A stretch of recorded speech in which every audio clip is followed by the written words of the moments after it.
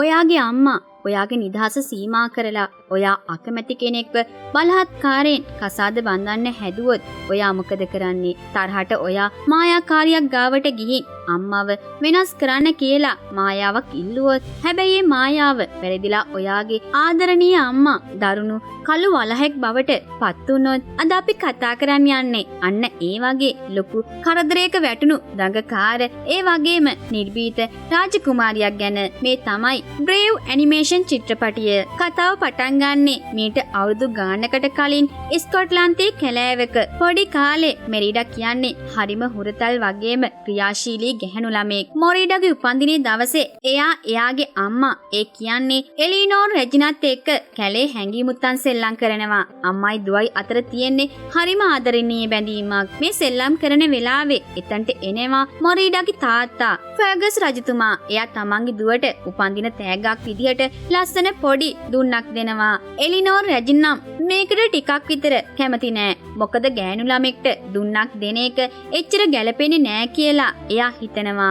ඒත් ෆර්ගස් රජතුමා මොරිඩාට දුන්නෙන් විදින්න කියලා දෙනවා. මොරිඩා මුලින්ම විදින ඊතලේ ගිහින් වදින්නේ කැලේ ටිකක් ඈතට. ඉතින් මේ ඊතලේ අරන් එන්න මොරිඩා කැලේ ඇතුළට යනවා. එතනදී මොරිඩා මුල්ම වතාවට පුදුම දෙයක් දකිනවා. ඒ තමයි නිල් පාටින් දිලිසෙන අද්භූත එලි වගයක්. මේ එලි වලින් මිනිසුන්ගේ ඉරණම වෙනස් කරන තැන් වලට පාර පෙන්නනවා කියලයි විශ්වාස කරන්නේ. හැබැයි මේ සතුට වැඩි වෙලාවක් තියෙන්නේ නැහැ. එක පාරටම කැලේ කඩාගෙන එතනට එනවා අති විශාල තරුණ වලහයෙක්. ඌගේ නම තමයි මෝර්දු.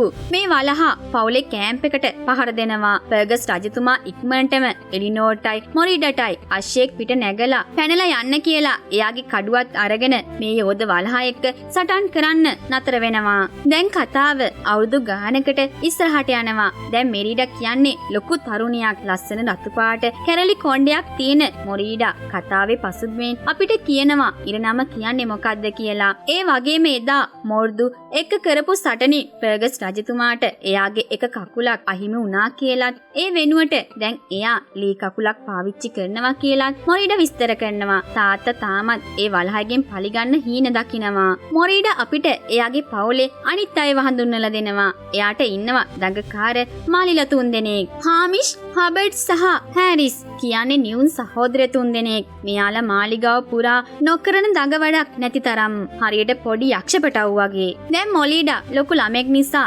එලිනෝර් රෙජින මොලිඩාව සම්ප්‍රදායික රජකුමාරියක් විදිහට පුහුණු කරන්න පටන් අරන් කොහොමද කතා කරන්නේ, කොහොමද hina වෙන්නේ, සංගීත භාණ්ඩ වාදනය කරන්නේ කොහොමද වගේ රාජධානී ඉතිහාසය ගැන එලිනෝර් රෙජින මොරිඩාට තද නීති දාලා උගන්වනවා. මොරිඩා මේ දේවල් වලට හරිම අකමැති. එයාට ඕන නිදහසේ ඉන්න. හැබැයි මොරිඩාට කලාතුරකින් නිදහස් දවසක් හම්බ වෙනවා. ඒ වගේ දවසට මොරිඩා එයාගේ ඇංග්‍රුස් කියන අශ්වයා පිටේ නැගලා කැලෑවට යනවා. කැලේ පුරා නිදහසේ ඇවිදින ගමන් එයාගේ දුන්නෙන් විදින්නත් පුහුණු වෙනවා. මොරිඩා කියන්නේ දුනු ශිල්පයට උපන් හපනියක්. මේ නිදහස් ගමනේදී මොරිඩා ගොඩක් උස නගින්න අමාරු ගල් පර්වතයක් වෙන ප්‍රොනිස් ටූත් එකට නගිනවා. එතනින් පැනලා ගිහින් එතන තියෙන ලස්සන දියැලකින් වතුර බොනවා. මේ දේවල් වලින් පේන්නේ මොරිඩා කියන්නේ සාමාන්‍ය රජ කුමරියකට වඩා ගොඩක් වෙනස් නිදහසට ආදරය කරන කෙනෙක් කියලයි. එදා රෑ පවුලේ කෑම මේසේ හරිම ഘോഷාකාරී. තාත්තයි මාලිලා තුන්දෙනයි එකතු වෙලා කෑම මේසෙ සෙල්ලම් කරනවා. හැබැයි මේ සතුට නැති වෙන්නේ එලිනෝර් රෙජින ලොකු නිවේදනයක් කරද්දී. ඇය කියනවා අනිත් ප්‍රධාන ගෝත්‍ර තුනම මොරිඩාව කසාද බඳින්න ගෙනාපු යෝජනා බාරගත්තා කියලා. ඒ කියන්නේ මොරිඩාට ඉක්මනින්ම කසාද බඳින්න වෙනවා. මේ කතාව ඇහුවාම මොරිඩාට ගොඩක් කේන්ති යනවා. එයා අම්මා එක්ක රණ්ඩු වෙනවා. මට කසාද බඳින්න ඕන නෑ, මට මගේ නිදහස ඕන කියලා මොරිඩා කෑ ගහලා කියනවා.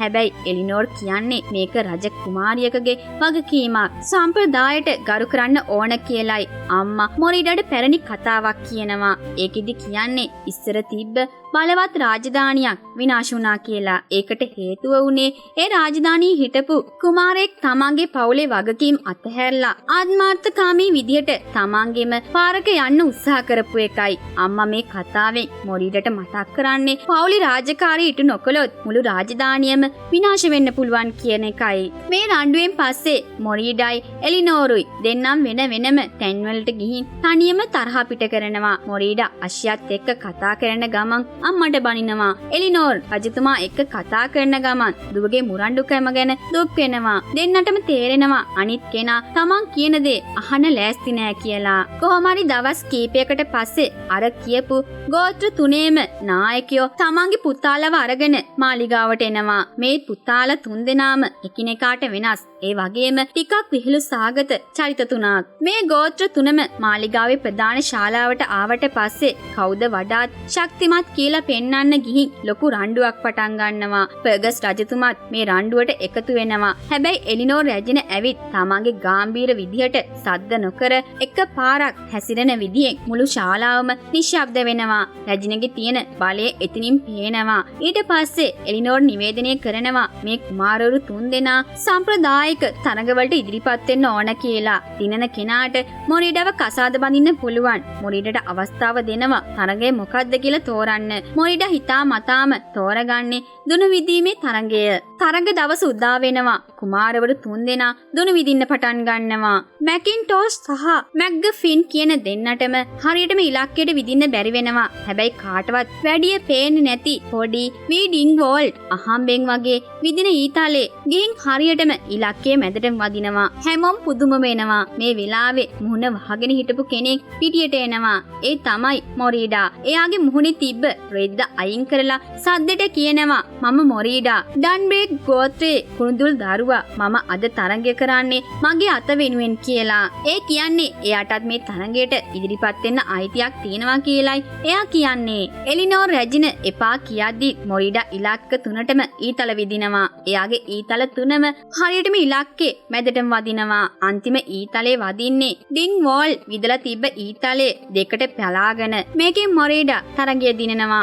ඒත් එලිනෝර් රැජින හැමෝම ඉස්සරහා ලොකු ලැජ්ජාවකට පත් වෙනවා. මොරීඩව පවුලේ රෙදිපිලි වියන කාම්බරයට අරන් යන එලිනෝර් මොරීඩට ගොඩක් බනිනවා. දෙන්න අතරේ ලොකු රණ්ඩුවක් ඇති වෙනවා. කේන්තිය පාලනය කරගන්න බැරි වුණ මොරීඩා කඩුවක් අරගෙන අම්මා වියලා තිබ්බ පවුලේ රූපය තියෙන රෙද්ද අම්මාවයි තාත්තවයි පෙන් වෙන විදිහට මැදින් කපලා දානවා. ඒක දැකලා කේන්ති යන එලිනෝර් මොරීඩාගේ ආදරණීය දුන්න ගින්නට විසි කරනවා. තමන්ගේ දුන්න ගින්නට දාපු එක දරා ගන්න බැරි වුණ මොරීඩා අඬාගෙන කාමරෙන් පැනලා යනවා. මොරීඩා ගිය ගමන් එලිනෝර්ට තමන් කරපු දේ ගැන ලොකු පසුතැවීමක් ඇති වෙනවා. එයාට ඉක්මනින් ගින්නට අත දාලා පිච්චෙමින් තිබ්බ ඒ දුන්න එළියට ගන්නවා. අඬාගෙන අශ්වයා පිටේ කැලයට යන මොරීඩාට ආයෙත් අර නිල් පාට එලි පේන්න ගන්නවා. ඒ එලි පස්සේ යන මොරීඩා එක පාටම ලී වලින් මඩු හදන පොඩි පැල්පතකට එනවා. එතන ඉන්නේ වයසක ආච්චි කෙනෙක්. හැබැයි මොරීඩාට තේරෙනවා මේ ලී කැටයම් කරන කෙනෙක් නෙවෙයි මායාකාරියක් කියලා. මොරීඩා මායාකාරියට බල කරනවා එයාට මායාවක් කරලා දෙන්න කියලා. එයා මායාකාරියට එයාගේ කරේ තිබ්බ වටිනා රිදී මාලය දිගලා ඉල්ලනවා මට මගේ අම්මව වෙනස් කරන්න මායාවක් දෙන්න. එතකොට මගේ ඉරණමත් වෙනස් වෙයි කියලා. මායාකාරිය මේකට කැමති වෙලා පොඩි කේක් එකක් හදලා දෙනවා. ඇය මොරීඩාට කියනවා මේක අම්මට කන්න දෙන්න. එතකොට අම්මා වෙනස් වෙයි කියලා. ඒ වගේම මායාකාරිය කියනවා ඇය ඉක්මනින්ම මේ පැල්පත දාලා වෙන දිහාවකට යනවා කියලා. කේක් එකත් අරගෙන ආයෙත් මාලිගාවට එන මොරීඩා අම්මා ගාවට ගිහින් බොරුවට සමාව අරගෙන මේ කේක් එක අම්මට කන්න දෙනවා. සාමයේ සංකේතයක් විදිහට හිතලා එලිනෝර් රැජින මේ කේක් එකකින් කෑල්ලක් කනවා. කේක් එක කාපු ගමන් එලිනෝර්ට අමුත්තක් දැනෙනවා. එයාට ඔක්කාරට වගේ එනවා. ඇඟට පණ නෑ වගේ දැනෙනවා. අසනීප වෙලා වගේ නිසා මොරීඩා ඉක්මනට අම්මව නිදාගන්න කාමරයට එක්කන් යනවා. කාමරයට ගියාට පස්සේ තමයි භයානකම දේ සිද්ධ වෙන්නේ. එලිනෝර්ගේ ඇඟ එක පාරටම ලොකු වෙලා ලොකු කළු වලහෙක් බවට පත් වෙනවා. මොරීඩාට හිතාගන්න බෑ තමන්ගේ අම්මට මොකද වුනේ කියලා. අම්මව වෙනස් කරන්න ඉල්ලපු මායාවෙන් අම්මව වලහෙක් කරලා. දැන් ලොකුම ප්‍රශ්නේ තමයි ෆර්ගස් රජතුමා එයා වලස්සුන්ට කොච්චර වෛර කරනවද කියනවනම් වලහෙක් දැක්ක ගමන් මරලා දානවා. ඒ නිසා මොරීඩා ඉක්මනටම එයාගේ දඟකාර මල්ලිලා තුන්දෙනාට කියලා රජතුමාවයි අනිත් අයවයි වෙන දිහාවකට රවට්ටලා වලස් අම්මවත් එක්කගෙන කාටවත් හොරෙන් මාලිගාවෙන් පැනලා කැලයට යනවා. හැබැයි මල්ලිලා මේ උදව්ව කරලා කුස්සියට ගියාම දකිනවා අර අම්මා කාලා ඉතුරු වුණු කේක් එක තියෙනවා. ඉතින් මෙයාලා ඒක කනවා. මායාව අහපව් හරවන්න විදියක් අහගන්න මොරීඩා අම්මත් එක්ක ආයෙත් මායාකාරියගේ පැල්පතට යනවා. ඒත් මායාකාරිය එතන නෑ. හැබැයි එතන මායාකාරියගේ පණිවිඩයක් තියෙනවා. ඒකේ තියෙන්නේ ප්‍රහෙලිකාවක්. දෙවෙනි ඉර පායන්න කලින් ආඩම්බරකම නිසා ඉරුණු බැඳීම් අහපව් එකතු කරන්න කියලා. එහෙම කළේ නැත්නම් අම්මා සදහටම වලහැක් විදියට ඉඳී කියලාත් ඒක කියනවා. දැන් මොරීඩටයි වලස් අම්මටයි කැලේ තනිය ඉන්න වෙලා මේ වෙලාවේ තමයි දෙන්නගේ බැඳීම ආයෙත් ශක්තිමත් වෙන්නේ. එලිනෝර් කවදාවත් කැලේ ජීවත් වෙලා නැහැ. ඉතින් මොරීඩා අම්මට වලයක් විදියට ගඟෙන් මාළු අල්ලන හැටි කැලේ ජීවත් වෙන හැටි කියලා දෙනවා. දෙන්න එකට සතුටින් කාලේ ගත කරනවා. ඔහොම ඉද්දි ආයෙත් අර නිල් පාට එලි ඇවිත් මොරීඩාව පරණ නටබුන් වෙච්ච මාලිගාවකට ගෙනියනවා. එතෙන්දි මොරීඩට තේරෙනවා අර අම්මා කලින් කියපු පරණ කතාවේ හිටපු ආත්මාර්ථකාමී කුමාරයා තමයි අර දරුණු මෝර්දු කියන යෝධ වලහා බවට පත් වෙලා තියෙන්නේ කියලා. එතෙන්දි මෝර්දු මොරීඩට පහර දෙන්න පනිනවා. ඒත් වලස් අම්මා ඇවිත් මොරීඩව බේරගෙන එතනින් පැනලා යනවා. මොරීඩට තේරෙනවා අම්මව බේරගත්තේ නැත්නම් අම්මටත් වෙන්නේ අර කුමාරයාට උණ දෙමයි කියලා. ප්‍රහෙලිකාවේ තියෙන විදිහට ඉරුණු බැඳීම් එකතු කරන්න නම් තමන් කපපු අර පවුලි රෙද්ද ආපහු මහන්න ඕන කියලා මොරීඩට හිතෙනවා. ඉතින් රෑ වුණාට පස්සේ මොරීඩයි වලස් අම්මයි ආයෙත් හොරෙන් මාලිගාවට රිංගනවා අර රෙද්ද අරගන්න. මාලිගාවට ආවට පස්සේ තමයි මොරීඩා දකින්නේ අර කේක් එක කාලා එයාගේ මල්ලිලා තුන්දෙනාත් දැන් පොඩි වලස් පැටව් තුන්දෙනෙක් බවට පත් වෙලා කියලා. මාලිගාව ඇතුලේ අර ගෝත්‍රවල අය රණ්ඩු වෙවි යුද්ධ කරන්න ලෑස්ති වෙනවා. මේ වෙලාවේ මොරීඩා ඉස්සරහට ඇවිත් ලස්සන කතාවක් කරනවා. වලස් අම්මා හැංගිලා ඉඳන් එක එක සංඥා වලින් මොරීඩට කතා කරන්න ඕන දේවල් කියලා දෙනවා. මොරීඩා කියනවා සම්ප්‍රදායන් වැදගත් උනත් ආදරය කරන කෙනාව කසාද බඳින්න හැමෝටම අයිතියක් තියෙනවා. අපේ ඉරණම තීරණය කරන්න අපිට නිදහස ඕන කියලා. ගෝත්‍රවල නායකයෝ මේ කතාවට එකඟ වෙනවා. හැබැයි මේ සතුට වැඩි වෙලාවක් තියෙන්නේ නැහැ. ෆර්ගස් රජතුමාට මාලිගාව ඇතුළේ ඉන්න වලස් අම්මව අහුවෙනවා. රජතුමා හිතන්නේ මේ වලහා එලිනෝර් රැජිනව කාලා දාලා කියලා. කේන්තියෙන් පිපිරෙන රජතුමා අනිත් අයත් එක්ක වලහා මරන්න පස්සෙන් එලවනවා. වලස් අම්මා බය වෙලා කැලේට පැනලා දුවනවා. මොරීඩා රෙදි වියන කාමරයක හිර කරලා තමයි රජතුමා යන්නේ. හැබැයි අර වලස් පැටව උණු මල්ලිලා තුන්දෙනා යතුරු හොයාගෙන ඇවිත් මොරීඩාව බේර ගන්නවා. මොරීඩා ඉක්මනට අර කපපු රෙද්දත් අරගෙන එයාගේ අශ්වයා පිටේ නැගලා තාත්තා පස්සෙන් පන්නනවා. අශ්වයා පිටේ වේගෙන් යන ගමන් මොරීඩා අර ඉරුණු රෙද්ද ඉදිකටුවකින් මහනවා. මොකද දෙවනි ඉර පායන්න කලින් ඒක මහලා ඉවර කරන්න ඕන. ස්ටෑන්ඩින් ස්ටෝන් කියන ගල් කණු තියෙන තැනදී ෆර්ගස් රජතුමා ඇතුළු පිරිස වලස් අම්මව වට කරගන්නවා. රජතුමා කඩුව උස්සලා වලහව මරන්න හදද්දිම මොරීඩා එතනට ඇවිත් කඩුවෙන් ගහලා තාත්තව නවත්තනවා. මේ මගේ අම්මා එයාට අත තියන්න එපා කියලා මොරීඩා තාත්තත් එක්ක රණ්ඩු වෙනවා. හැමෝම මේක දැකලා පුදුම වෙනවා. මේ වෙලාවේ තමයි කවුරුත් නොහිතපු දේ වෙන්නේ. කැලේ මැදින් අති විශාල ගර්ජනාවක් එක්ක අර දරුණු මෝදු යෝධ වලහා එතනට කඩා පනිනවා. ඌ මොරීඩාට පහර දෙන්න හදාදී වලස් අම්මා තමන්ගේ දුවව බේරගන්න මෝර්දු එක්ක මාරාන්තික සටනක් පටන් ගන්නවා. සටන අන්තිමේදී වලස් අම්මා මෝර්දුව තල්ලු කරනවා එක පරණ ගල් කණුවක් ගාවට. ඒ ගල් කණුව මෝර්දුගේ ඇඟ උඩට කඩාගෙන වැටිලා ඒ දරුණු වලහා මැරිලා යනවා. මෝර්දු මැරුණට පස්සේ ඌගේ ඇඟේ නිල් පාට එලියක් විදියට ආත්මයක් පිට වෙනවා. ඒ තමයි අර පරණ ආත්මාර්ථකාමී කුමාරයාගේ ආත්මය.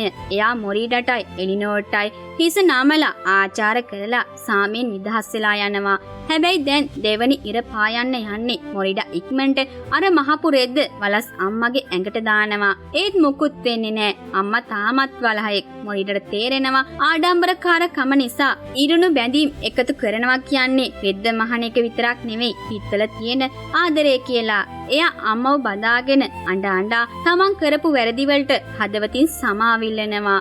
මට සමා වෙන්න අම්මේ. මම ඔයාට ආදරේ කියලා මොරිඩ අඬන ගමන් කියනවා. ඒත් එකම ඉරේ පළවෙනි කිරණ ඒ ගල් කණු මැදින් වැටෙනවා. එක පාරටම මායාව බිඳිලා යනවා. වලස් අම්මා ආයෙත් මිනිසෙක් බවට පත් වෙලා එලිනෝර් රජින බවට පත් වෙනවා.